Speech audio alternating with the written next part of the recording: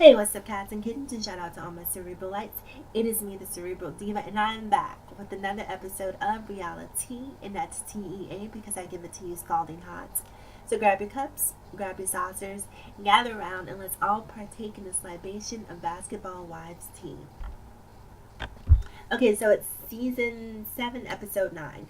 And even though it's technically episode 9, for me in particular, this feels like episode 3 because I feel like this season really didn't kick off until the Ponderosa from 2 weeks ago. Even though there were some decent episodes leading up to the Ponderosa, for me, the Ponderosa has really been the meat of this season. So, episode 9 was it was a really emotional episode. First of all, let's talk about Jackie Christie really quick. I have fallen in love with Jackie Christie during the season. Jackie to me is reality TV gold, and let me tell you why I say that.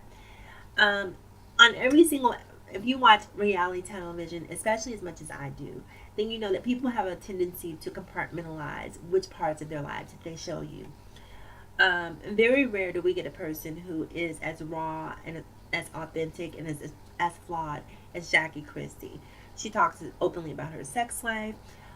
She talks openly about the issues with her children. She talks openly, about past issues. We've seen her mother pass away. She really, really lets you into pretty much every aspect of her life. And I think that she, to me, is probably, I'm trying to think of anyone else on reality television that I can think that gives you that much access to their life. But we even see her during this episode. She's in therapy and she's really talking about issues with her daughter Takari. Many of you know by now that Takari had a son who was burned, and she created a GoFundMe to care for her son. Evelyn contributed to that, and that's what caused the fallout between both Evelyn and Jackie. So she's having therapy, and the therapist is essentially saying to her, "Look, the apple doesn't fall far from the tree. If Takari's behaving a certain way, she's really modeling and mirroring, the precedents and the behavior that you've set for her. So, you've baked this cake. She's really just a carbon copy of you." And Jackie in that moment really has you see the lights come on, and she's like, wow, and she asks the therapist, how do I fix it? And the therapist says, well, you don't. I mean, that's part of the problem, is that you want to control. Even when it comes to fixing, you want to try to control things and fix them on your timetable. And sometimes you have to let things be. Your daughter's a grown woman. You have to respect her as such. Give her the room to make her own mistakes. Give her the time to come around on her own accord. You can't really produce that and make it happen in the way or fashion that you see fit. And we see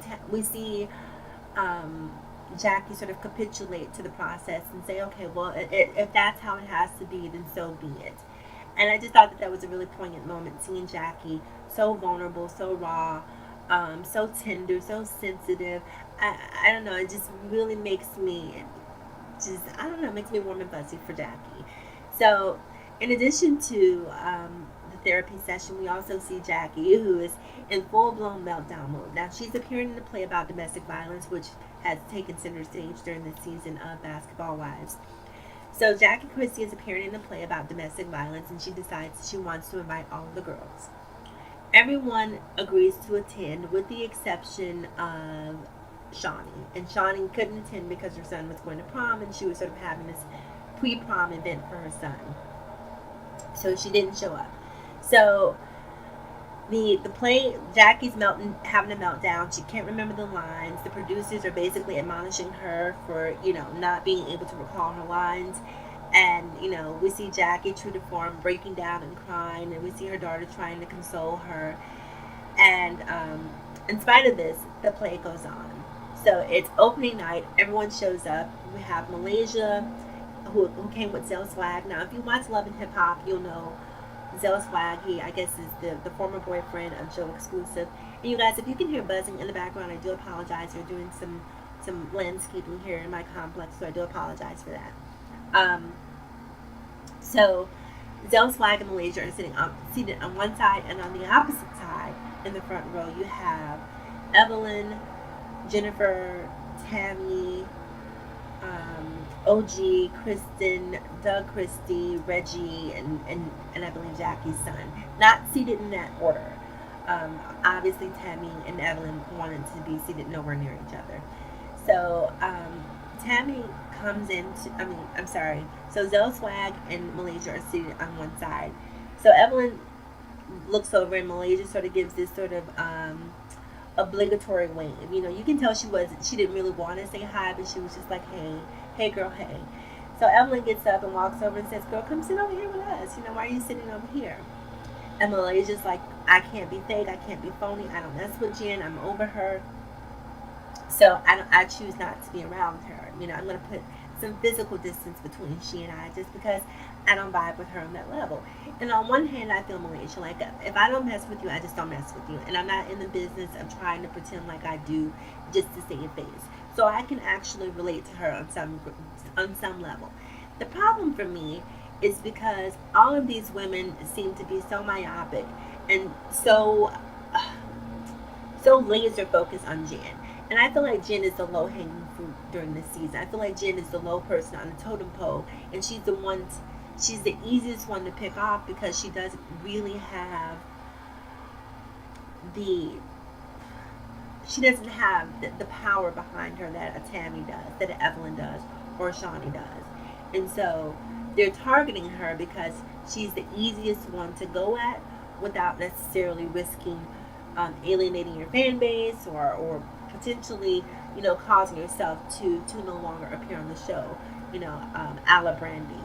So I feel like a lot of them are so myopic. Like the one thing I have to say is that Jennifer is only responding to things that Evelyn did. Like this isn't something that Jennifer did recently. Like it wasn't something that this happened a long time ago. Tammy dredged this back up, and she dredged this back up as a means of exacting some sort of vengeance on Jennifer. Jennifer didn't go around and saying, "Hey, you guys, let's go," you know, tell Shawnee that this, that, and the third happened. That wasn't Jennifer's doing. This was Tammy. Tammy was so hurt by the fact that Jennifer and Evelyn were rekindling their friendship that she felt compelled to press the nuclear option. And mind you, she only felt compelled to press this option once she was mad at Jennifer. If she were never angry with Jennifer, then she would have held this secret close to her, and she would have been breaking bread and, you know, hanging out with Shawnee and not saying anything about it. So how is it that Tammy gets this credit for being this great friend when if you're a great friend, it shouldn't take you being pissed off at somebody to tell me that someone's saying something about me, because you didn't care about me, you cared about you. It's your feelings, you know, that are really the catalyst for you coming forth and telling me this. So for me, that discounts what you have to say. I don't want to hear it. If you didn't tell me when it mattered to me, don't tell me when it matters to you. I really don't care to hear it, because now whatever you had to say has been diluted. So I really find it interesting that all of these women are so hell bent on making Jen the villain. And I'm not saying Jen gets a pass. What I'm saying is, if you are going to crucify one, you have to crucify them all. It can't just all be about how wrong Jennifer is in this particular scenario. Tammy is dead wrong. Evelyn was wrong. You know, she look, please don't get me started. So I just feel like I feel like Jen is, like I said, she's the low hanging fruit. She's the easiest one to pick off, and that's why people are really honing in on Jennifer. So Evelyn's over there. She's talking to Malaysia, and Zell Swag starts talking, breaking, you know, Jennifer down, and you know she's tired, she's late, you know her shoes are you know so past season. She's still wearing old clothes from Basketball Wives, and you know just really trying to comfort Jen unprovoked. You know, Jen didn't say anything to this man. He had absolutely no reason to comfort her yet, and still he felt compelled to be messy. Now he's being messy because he really wants airtime. You know what I mean? He's just thirsty to be a part of what's happening on Basketball Wives and um, trying to make his mark on the show. And so I felt like once again it was another person trying to comfort Jen unnecessarily and unprovoked. So he starts talking about Jen's breath, how her breath smells like feces, and I mean, just really going in on the lady for absolutely no reason. And I'm just, for lack of a better term, just being a messy queen. Yes, just being a messy queen for absolutely no reason. And I don't know, it just I'm not a fan of his. Just there's just something. It has nothing to do with him being gay. And there's just something about his energy that just reeks of desperation. He's trying to. He's really like I don't even feel like he's Malaysia's friend. I feel like he's not on Love and Hip Hop anymore. So he's trying to get some of Malaysia's stardust on Basketball Wives and make sure that he's a part of the franchise moving forward. And it's interesting that that I had that thought while I was watching the episode because later that day I went to YouTube and here's what I heard, courtesy of Zell Swag himself. I love Shani. I love Shani. Shani's a nice. Shani's nice, and I hate that all of this is happening to her this season, like with some bitches that she like fucked with. Like I would just cut them all them bitches off. Like, girl, I would cut all them bitches on the show and bring back Brandy and Duffy. Bring back motherfucking Brandy. What's up, bitch?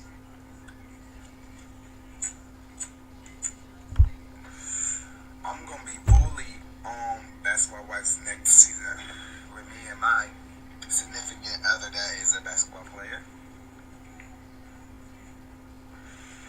whose name I will not name.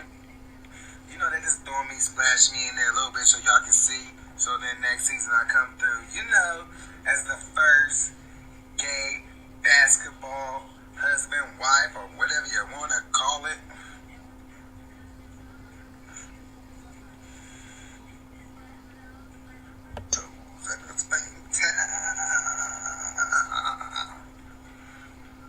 But you know, you already know.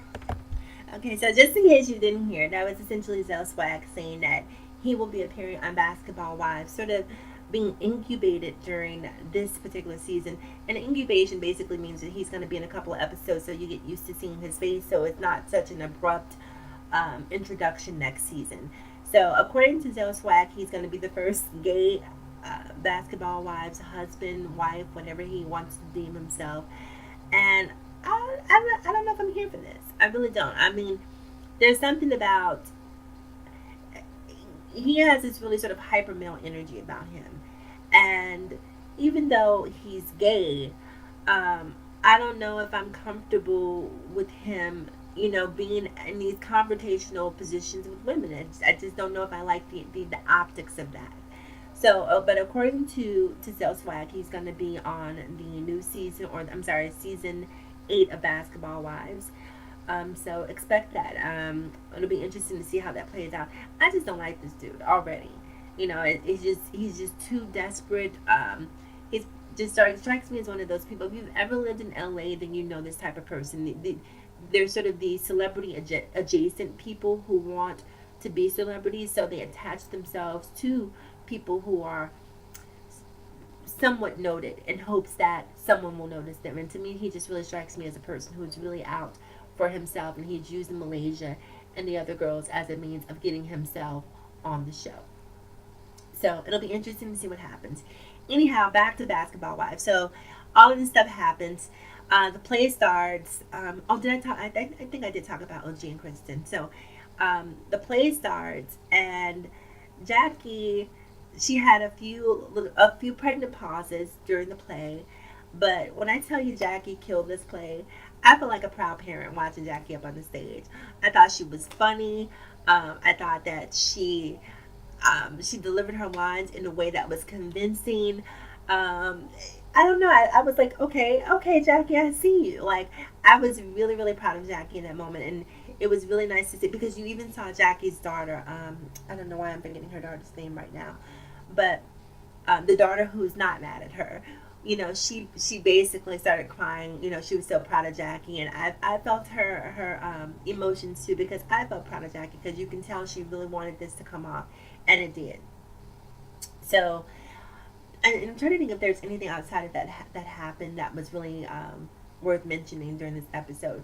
Pretty much that was all that happened during this episode. I think we're going to see some more fallout coming up between Malaysia and Jennifer. I'm hoping that at least by the time that the reunion comes around, that the ladies have had an opportunity to really evaluate their positions or reevaluate their positions and understand that if there's a villain in this episode, it's not a singular villain. There's a lot of people in here on this season who've done some messed up things.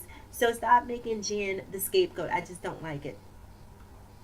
Anyhow, you guys, having said that, like, comment, share, and subscribe if you feel so inclined. Remember to live better, love harder, and think smarter. It is me, the Cerebral Diva, and I will talk to you guys again soon. Have a fantastic day.